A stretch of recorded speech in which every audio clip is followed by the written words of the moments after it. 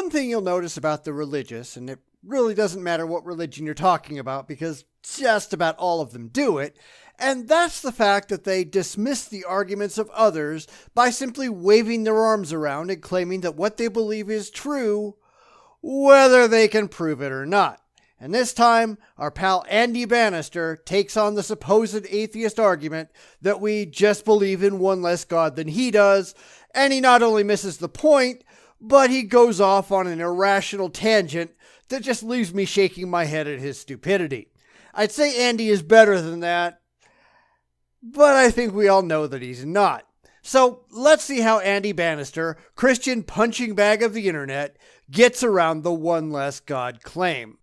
One of the objections I sometimes hear from my atheist friends goes like this. We atheists, they say, just believe in one God less than Christians. I mean, after all, you Christians don't believe in Zeus or Wotan or Thor or the flying spaghetti monster, whereas we atheists, we reject all the same gods that you do, but we just go one God further and throw Yahweh out as well. What's the problem with the one God less argument? Well, nothing really, because it is accurate as far as it goes.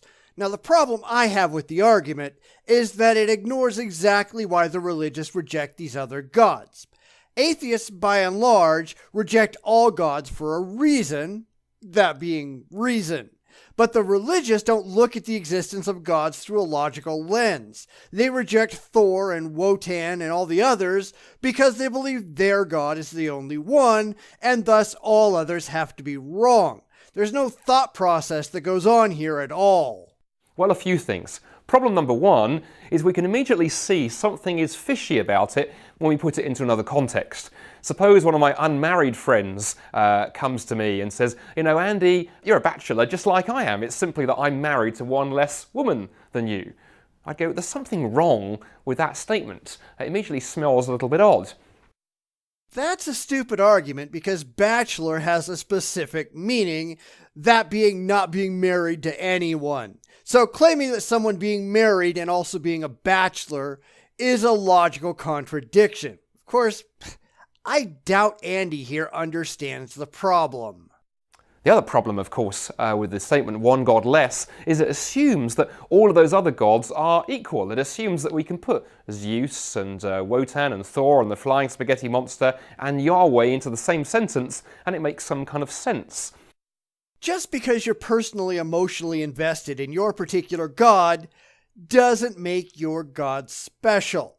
Because if you go talk to someone who believes in Thor or Zeus or the flying spaghetti monster, if anyone out there actually believes in that, then they'd say the exact same thing you're about to, that their gods are far better than your god because that's what they believe. Of course, proving it, well, none of you can actually do that, can you? But it neglects something. When you actually look at Greco-Roman mythology, you discover that gods like Thor and Zeus and all of that other pantheon of Greek and Roman gods are very much created entities. They're supernatural beings, yes, but they very much exist within the created order.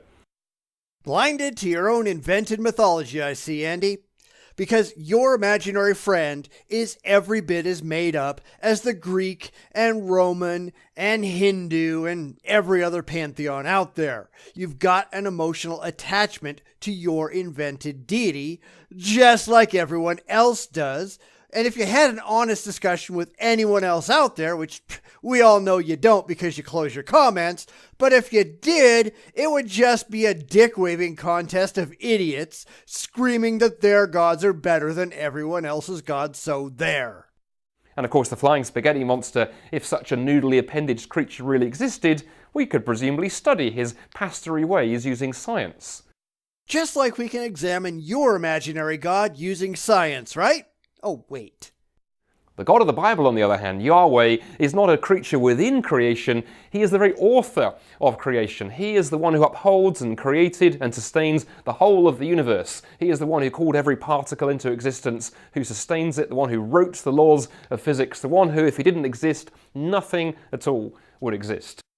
Just like Aten in the Egyptian Atenism cult, just like Waheguru in Sikhism, just like the god of Baha'i, just like Mabombo in African Makumba mythology, just like Viracocha in Incan mythology, or the Marduk killing of Tiamat and creating everything in Babylonian mythology, or getting to your Norse mythology, the sons of Bor killing the primeval giant Ymir, or Makemake, the creator god of Rapa Nui myths. All you're doing, Andy, is making empty claims and ignoring all of the equal empty claims that pretty much every other religion on the planet has made. You take what you believe seriously because it makes you feel good to do so. And thus comparing him with those other gods isn't so much like comparing apples and oranges, so much as comparing oranges and the laws of geometry. It's a complete category mistake. Only because you're so ignorant of world mythology and world religions. Or maybe you do know better and you figure that the religious people you're making your videos for are just stupid and gullible and you're lying to them. I don't know. Because absolutely none of this is hard to find out about if you cared enough to be intellectually honest. Further problem with the one God less argument, it assumes that Christians have arbitrarily just come along and randomly picked a God to believe in, and they could equally have randomly picked something else, or if they were consistent, they'd throw the whole basket load of gods out the window. Religious beliefs are rarely arbitrary. Almost without exception, people are either indoctrinated into a religion that is common within their culture, or they later become convinced for emotional reasons that one of the standard religions within their culture is true, and thus adopt it. And this is true whether you're a Christian, or a Muslim, or a Hindu, or a Buddhist, or any other kind of theist. It's only when people decide that it's more important to believe the truth over what is emotionally comforting that they toss that basket of gods rightfully out the window. But that's not how we behave in life when there are competing explanations on offer. For example, suppose the police are faced with a crime and they have 10 possible suspects, and one by one they eliminate all of those suspects until the guilty party remains, and that guilty party is then put on trial. Imagine that the suspect to whom the evidence is pointed stood there in the court before the judge, and he were to look at the judge and say, "Your Honour, this is completely unfair, it's completely arbitrary. The police have rejected 9 other suspects. Your Honour, I encourage you to go 1 suspect more and let me go as well." What would the judge say? Well, I suspect the judge would look at that man and say, "Sir, it's not that we have randomly picked somebody, it's that you are where the evidence is pointing." Which would be fine if there was any actual evidence for the Christian God, which there isn't. But Andy here is pretending that one of the gods out there has to be real, and he's just picking the most likely suspect. And that's complete nonsense. There's no reason to take any of the gods seriously, to think that any of the gods actually exist, and that's because there's no actual, objectively verifiable evidence that any of the gods actually exist in the real world. A rational person has to throw them all out for lack of any credible reason to take any of them seriously. The reason that we believe in Yahweh and not those other gods is the evidence for who he is and what he's done in history is overwhelming. Funny that you can't present any of that evidence that you pretend exists, because we all know it doesn't actually exist. You have an emotional investment in the beliefs that you hold, and you've rationalized to yourself that what you want to believe is true must actually be true because you desperately want it to be. And that's not how rational people operate. And that leads us to one last point that is so important here. Many atheists I speak to, many skeptics and agnostics I speak to, I think they sometimes think that the different religions of the world are really mankind's best guess that there is a God. But we can never really know, and so why not just pick one arbitrarily or reject the whole lot? No, I don't think that at all. Religion isn't a guess. It's a security blanket. It's catering to people who are deathly afraid of the world as it actually is, so they create out of whole cloth a God that they can feel better about the way they wish the world could be. And that's why most religions in the world today are ancient. They rely on ancient ignorance to come up with a very poor but emotionally comforting view of reality that caters to the pig ignorance of the believer. But what if there's more going on than that? I mean, the very fact that there are all those different religions tells me that mankind is inherently religious. No, it tells me that man has an inherent desire to seek out answers, and where those answers are not forthcoming, man has the unfortunate predilection to just make things up to fill the void. And while that might have been useful in our evolutionary past, today it's just sad. But what if it's not a case of making a best guess? What if God is not a being who lives out there in the fog somewhere, and the best we can do is speculate? Well, you'd have to demonstrate that your speculation is factually accurate, which we all know you can't do.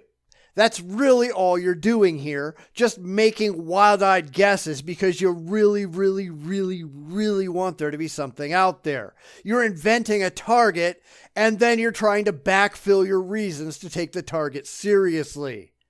Once again, that's not how rational people work.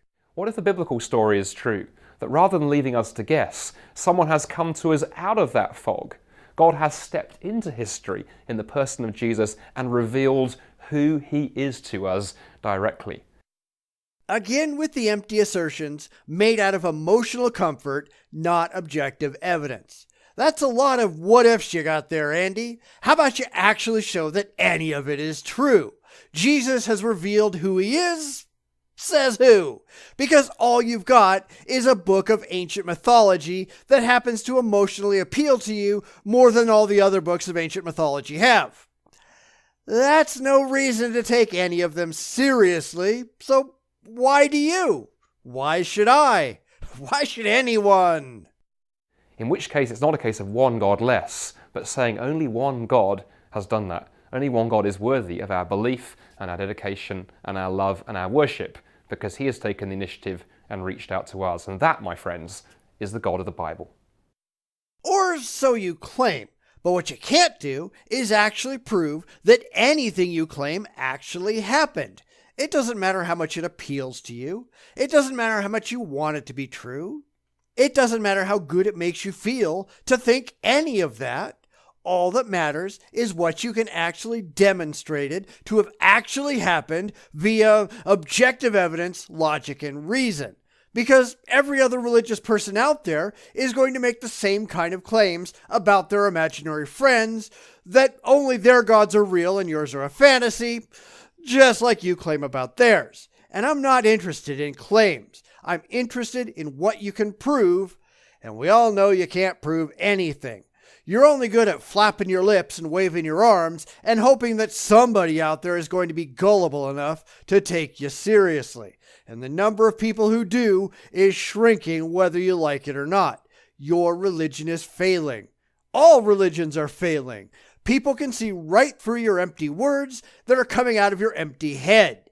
You're a laughingstock, Andy, just like all fanatics. But like all fanatics, you're not bright enough to see it. But by all means, keep it up, because you're rich fodder for the rest of us to laugh at. You and your imaginary friend in the sky. Everything changes.